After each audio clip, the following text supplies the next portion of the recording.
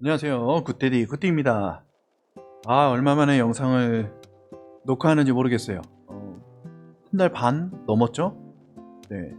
원래 약속했던 예정대로면 9월 1일이나 2일날 영상을 녹화했어야 되는데 이래저래 상황이 좀 생기다 보니 못했습니다.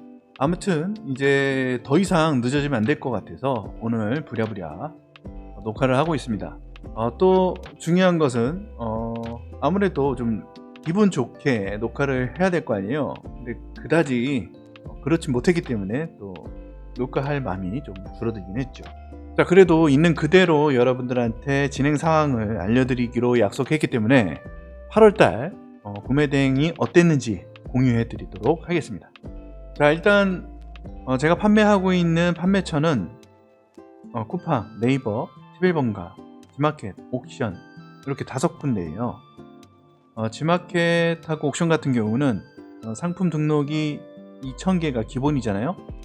2,000개를 다 넘어섰기 때문에 2개 사업자 채우고 세 번째 사업자를 지금 채워가고 있고요.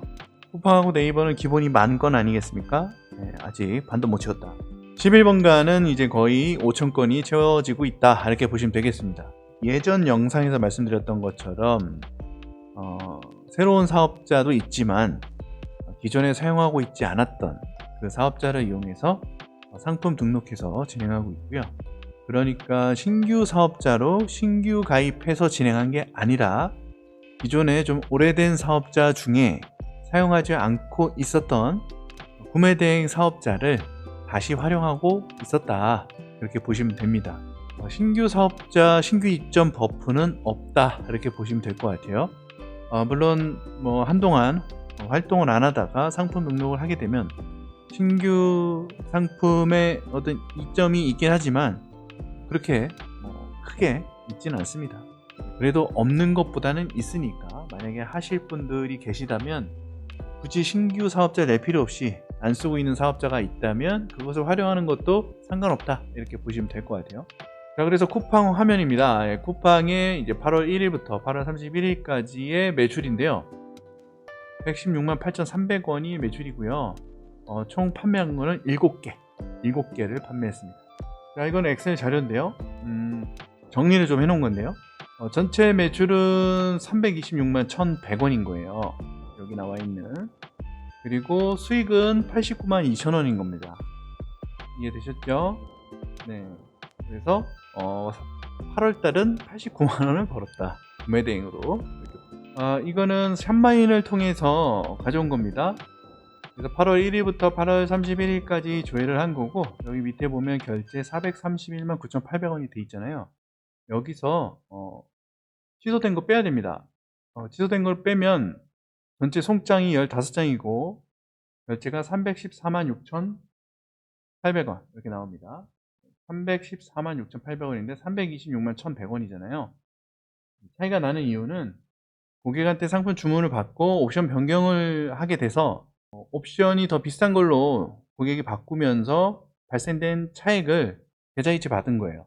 그 금액이 여기엔 들어가 있는 거고 여기에는 없는 거고, 그래서 이렇게 차이가 조금 있을 수 있다, 이렇게 보면 되겠습니다.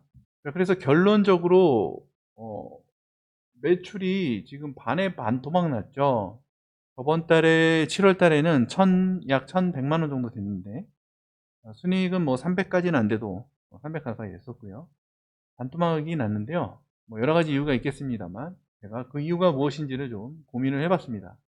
나름 분석을 한 거죠. 나름 몇 가지가 좀 이슈들이 좀 있었어요. 첫 번째, 상품 등록수 저조. 전체적으로 상품 등록수가요, 7월달, 그 다음에 8월달이면 원래 목표로 했던 상품 등록수는요 6,000개를 넘었어야 돼요. 물론 6,000개까지는 안 되더라도 그래도 한 5,000개는 됐어야 되거든요. 하지만 실제로 상품 등록된 개수는 약 3,000개 정도 됐습니다.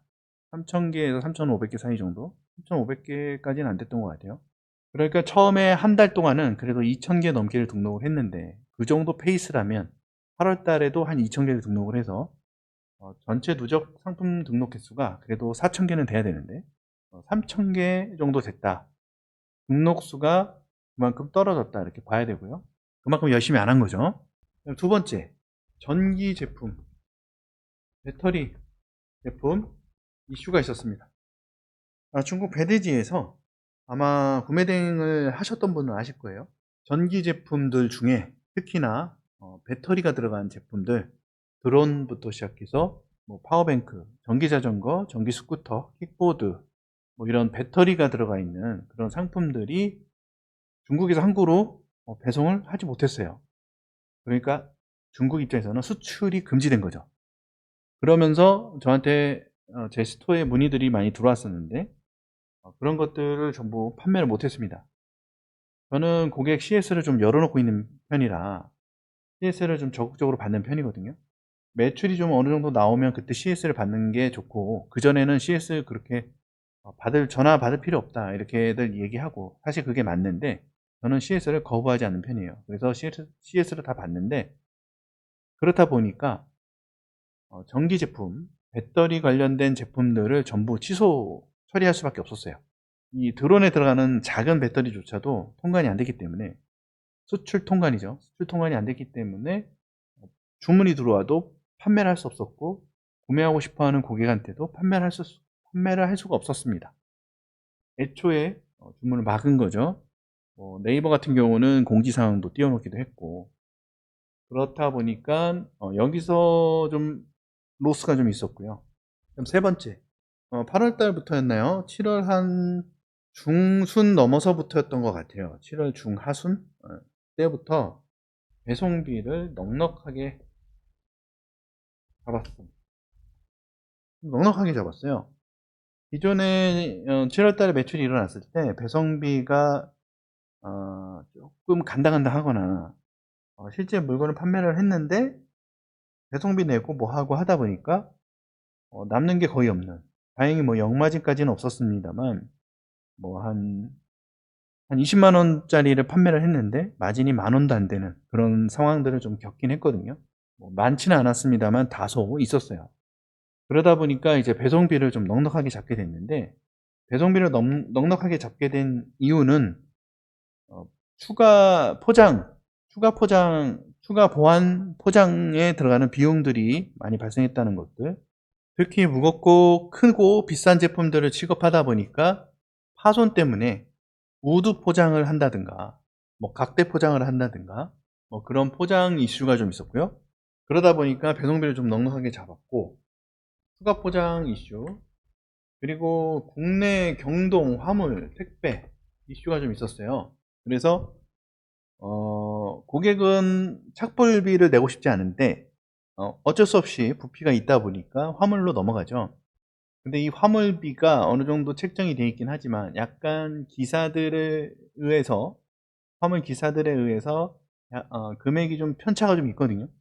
또 나는 무료 배송으로 설정을 해놨지만 착불 배송비가 발생이 되고, 그 착불 배송비를 고객이 이해하지 못한다면 그 부분에 대해서 해결을 해야 돼요. 그런데 내가 돈을 낼 수밖에 없는 상황이라면 물론 최대한 버티긴 해야 되겠죠. 내가 화물비를 내줘도 마진이 있어. 그럼 그냥 내줘버리고 끝내는 게 가장 깔끔합니다. 하지만 내가 화물비를 내줘버리면 오히려 역마진이다. 그럼 내줄 수가 없잖아요.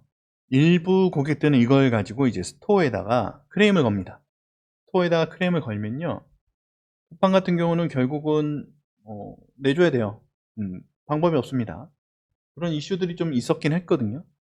분명히 고지를 했는데 화물 택배비에 대해서 크레임을 걸면 쿠팡 고객센터에서 이제 연락이 오죠. 이런저런 얘기를 주고받고 뭐 나는 고지를 했다, 뭐 그런 내용을 하더라도 결국은 고객이 이깁니다. 그래서 내가 화물 택배비를 고객한테 보내주거나 아니면 고객이 내야 될 그 경동 기사한테 다이렉트로 입금해주지 않으면 결국은 정산받는 금액에서 차감됩니다. 결국 그냥 내야 돼요. 어차피 내야 돼요. 이런 경우가 발생하는 것 때문에 배송비를 좀 넉넉하게 잡았다, 결국은 마진을 좀 넉넉하게 잡았다, 이렇게 보시면 돼요. 그러다 보니까 주문이 확 줄었다. 주문이 확 줄었다. 경쟁사 대비 가격이 높을 수밖에 없으니까. 그런데 저는 그게 괜찮다고 봅니다. 왜냐하면 이 일을 하는 이유가 적게 팔든 뭐 많이 팔면 좋지만 적게 팔아도 이윤이 남아야 되잖아요. 우리한테 중요한 건 이윤이에요. 돈을 벌기 위해서 이 짓을 하는 거 아닙니까? 그런데 이것도 해주고 저것도 해주고 남는 게 없으면 이걸 뭐하러 합니까? 그렇죠? 그래서 매출이 중요한 게 아니라 순이익이 중요하기 때문에 어쩔 수 없어요. 그래도 뭐 아쉬운 대로 80만 원은 벌었잖아요. 그 돈이 어디로 들어오는지 잘 모르겠습니다만, 특히 쿠팡 같은 경우는 도대체 어디서 들어오는지 모르겠어요. 쿠팡을 제외한 나머지는 정확하게 언제 얼마가 입금됐는지를 금방 뽑아볼 수 있거든요. 근데 쿠팡 같은 경우는 70% 주고 30% 나중에 주잖아요. 엑셀 자료를 다운받아서 아무리 봐도 어떤 상품이 70%가 입금이 됐고 어떤 상품이 30%가 입금이 됐는지 도대체 찾을 수가 없어요. 이 금액이 어떤 걸 기준으로 했는지 난해하게 해놔가지고 머리가 아픕니다. 뭐 얘네들이 장난은 안 칠 테니까 그냥 믿고 가는 거죠. 네, 그렇습니다. 그나마 다행인 거는 전체적인 그 주문 개수 중에 몇 개였죠? 아까 여기서 전체 주문 정상건 15개 중에 크림 5개, 20건 중에 크림 5개고 정상이 15개잖아요. 15개 중에 절반인 7개, 절반 조금 안 되면 7개만 쿠팡에서 팔렸고 나머지는 네이버나 11번가 지옥션에서 팔렸단 말이죠. 쿠팡에서 많이 안 팔린 게 너무 좋아요. 그래서 굉장히 고무적이다. 앞으로 이제 판매 물량을 늘리고 배송비나 마진을 조금 더 최적화한다면 좀 더 많이 팔릴 수 있을 것 같다, 이런 생각이 들고요. 지난 월요일부터 알바를 고용했습니다. 그래서 상품 등록을 해줄 수 있는 알바를 고용했기 때문에 이제는 상품 등록을 제가 조금 바빠서 못하더라도 알바가 해줄 수 있지 않나, 이렇게 보고 있습니다. 그러면 전체적으로 상품 등록 개수는 조금씩 늘어나지 않을까 보고요. 상품 등록 개수가 늘어난다는 거는 기회가 늘어난다는 거겠죠. 저도 틈틈이 상품 등록을 하고요. 알바도 등록을 하고. 그래서 하루에 못해도 50건 이상은 무조건 등록을 하고요. 가급적이면 100건씩 등록할 수 있게끔 진행을 하려고 합니다. 그러면 한 달이면 약 3,000건, 못해도 한 2,000건은 등록할 수 있겠죠. 아직까지는 상품 등록이 한 4,000건밖에 안 돼요. 좀 더 많이 등록을 해야 되는 상황이고, 지금 등록된 상품을 이제 그냥 4,000건이라도 뿌릴까 했거든요. 그러니까 다른 다양한 그 사업자 계정으로 뿌릴까 했는데, 일단은 10,000개까지는 그냥 계속 등록해 볼 예정입니다. 10,000개까지는 그냥 계속 등록을 하고, 지옥션 같은 경우는 상품 관리를 통해서 계속 등록을 할 거고요.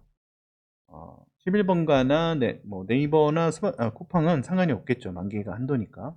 11번가 같은 경우도 5,000개가 다 차면 다른 사업자에다 5,000개 더 넣는 방식으로 일단은 10,000개까지는 안 뿌리고 할 거고, 10,000개 정도가 차면 그 다음부터는 상품 관리 한번 진행해주고 여러 사업자로 동시에 뿌릴 예정입니다.